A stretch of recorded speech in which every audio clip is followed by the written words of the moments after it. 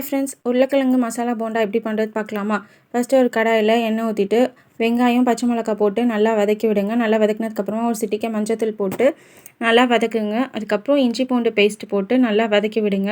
அதுக்கப்புறம் மிளகாத்தூள் கரம் மசாலா தூள் போட்டு நல்லா வதக்கி விடுங்க. நல்லா வதக்கினதுக்கப்புறமா உருளைக்கிழங்கு நல்லா வேக வச்சு எடுத்துக்கோங்க. அதை நல்லா பிசைஞ்சு போட்டுங்க. இதில் நல்லா போட்டதுக்கப்புறமா நல்லா மிக்ஸ் பண்ணி விடுங்க. மிக்ஸ் பண்ணி விட்டதுக்கப்புறமா பச்சை ஸ்மெல் போகிற வரைக்கும் மிளகாத்தூள் ஸ்மெல் நல்லா வதக்கி விடுங்க. தண்ணிலாம் எதுவுமே ஊற்ற வேணாம்.